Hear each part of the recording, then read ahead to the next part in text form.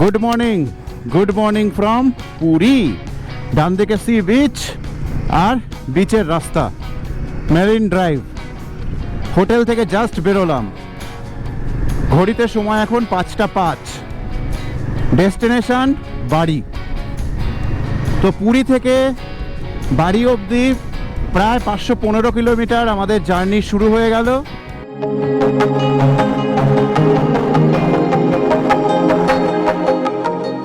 Just দিনের আলো ফুটে গেছে আর সকাল থেকে আমাদের 1 ঘন্টা রাইডও হয়ে গেছে। ঘড়িতে সময় এখন 6টা 2।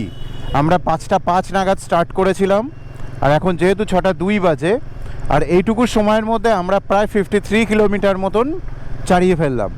তো চালিয়ে জাস্ট ফার্স্ট টোলটা পেয়েছি। টোলটা পেয়েই ওখানটায় পাশে একটা চায়ের দোকান ছিল, ওখান থেকে সকালের মর্নিং টিটা নিয়ে নিলাম। তো সামনে রয়েছে NH16, যেটা ফ্লাইওভারে দেখা যাচ্ছে। তো এবার আমাদেরকে নিতে হবে ডান দিকে, এবং ডান দিকে এই NH16টা নিতে হবে। তো আমরা এখন NH16-এ উঠছি।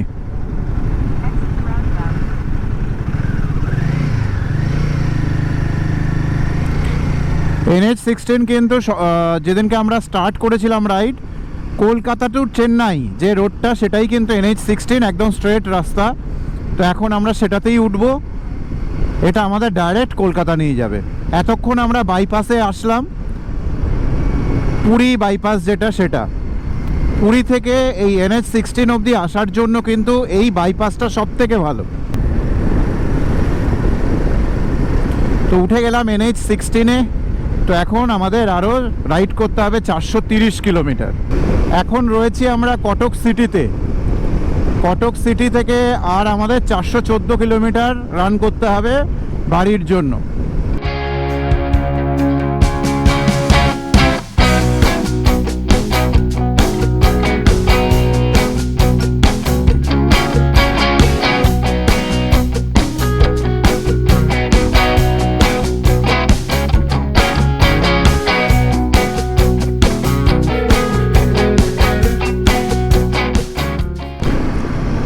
ডান দিকে জাস্ট সূর্যটা উঠলো।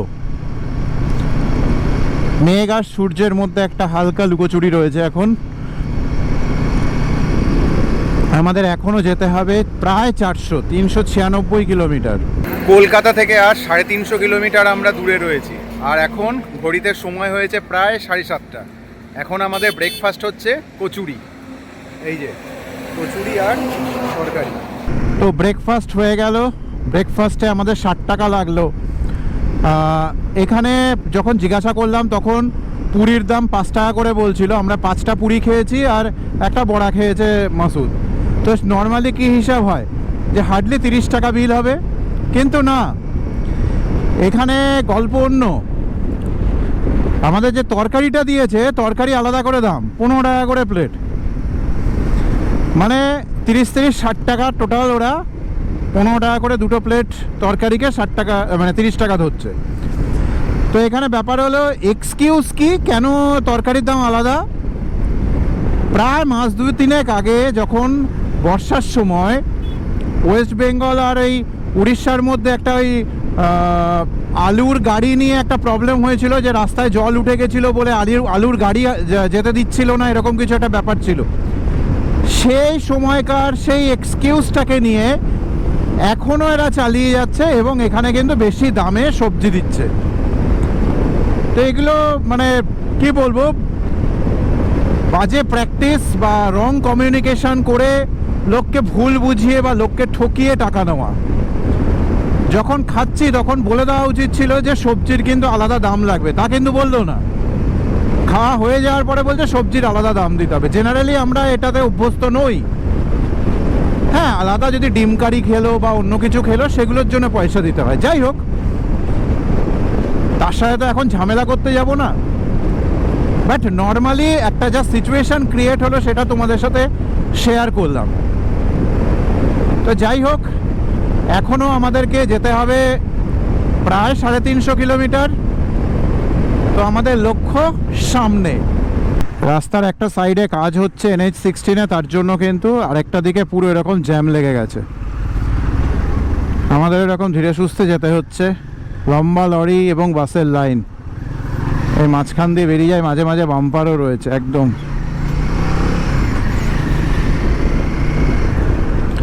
মাঝখান দিয়ে বেরিয়ে যায়। অনেকটা রাস্তায় কিন্তু এরকম ডাইভারশন রয়েছে। তো ঢুকছি এবার ওয়েস্ট বেঙ্গল। এতক্ষণ উড়িষ্যায় ছিলাম, এবার ওয়েস্ট বেঙ্গলে ঢুকছি আমরা।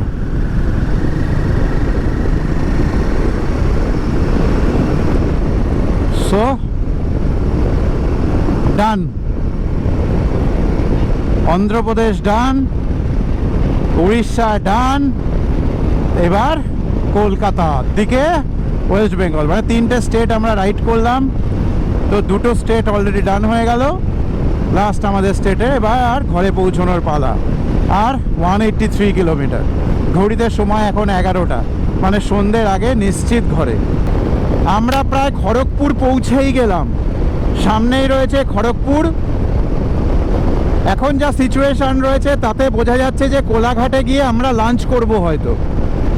তো আপাতত ম্যাপ সেট করে রেখেছি যে কোলাঘাটের আমিনিয়াতে গিয়ে আমরা লাঞ্চ করব, এবং মাসুদ আমাকে আজকে লাঞ্চ খাওয়াবে, সেটা হলো ট্রিট দেবে। এই জন্য ওর বার্থডে গেছে খুব ভেরি রিসেন্টলি, দেখেছো তোমরা? যদি না দেখে থাকো তাহলে আগের ব্লগটায় দেখে নিও। তো মাসুদের বার্থডে গেছে, সেই বার্থডে হিসাবে ও আমাকে আজকে লাঞ্চ খাওয়াবে আমিনিয়াতে। তো চলো সাথে গিয়ে একসাথে লাঞ্চ করি। তো কোলাঘাটে আমাদের লাঞ্চ হবে আমিনিয়াতে। তো এখানে পার্কিং করছি, এখন আমিনিয়াতে ঢুকবো। আমাদের জার্নির একদম শেষ দিনের শেষ লাঞ্চ, যেটা কি দিয়ে করছি, শুরু করছি কি দিয়ে দেখো। শুরু হচ্ছে ফ্রেশ লাইম সোডা দিয়ে। অলরেডি মাসুদ শুরু করে দিয়েছে। টেস্ট কীরকম? ঠিক আছে, তো এটা দিয়ে শুরু করলাম, তারপরে বিরিয়ানি খাবো, এরকমই ঠিক আছে, তারপরে বাড়ি। আর আমিনিয়াতে চিকেন বিরিয়ানি, ও খাচ্ছে মাটন বিরিয়ানি আর গ্রিন স্যালাড। আফটার লাঞ্চ আমাদের কিন্তু রাইড শুরু হয়ে গেল এখান থেকে। আর অনলি 60 কিলোমিটার আমরা একসাথেই রয়েছি। তারপর থেকে মাসুদ ডায়মন্ড হারবারের দিকে চলে যাবে, আর আমি চলে যাব সেন্ট্রাল অ্যাভিনিউর দিকে। জাস্ট আমরা আমিনিয়া থেকে বিরিয়ানি খেয়ে বেরোলাম, মানে লাঞ্চ করে বেরোলাম। লাঞ্চ করে অনেকটা সময় আমরা এখানে কাটিয়েছি।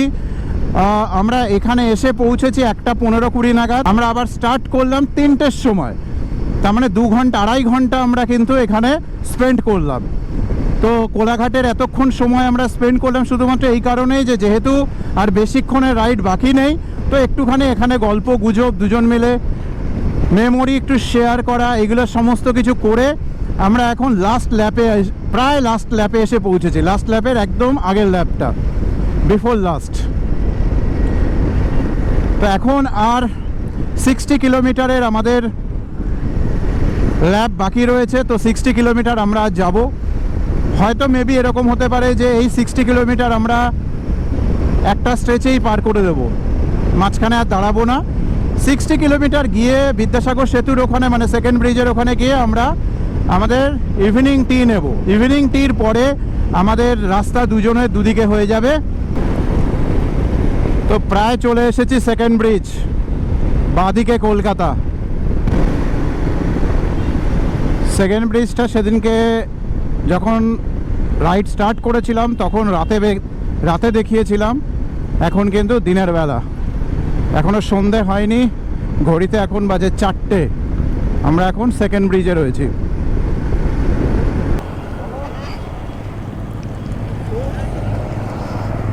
চলো আমাদের ট্রিপ শেষ, আবার হবে আমাদের ট্রিপ। ঠিক আছে, চলো টেক কেয়ার, ফোন করো। ঠিক আছে, তো আমাদের ট্রিপ সবে শেষ হলো। এবার মাসুদ বেরিয়ে যাবে এদিকখান থেকে ডান দিকে, আর আমি চলে যাব বাঁ দিকে। ঠিক আছে, তাহলে পরে ফোনে কথা হবে। চলো।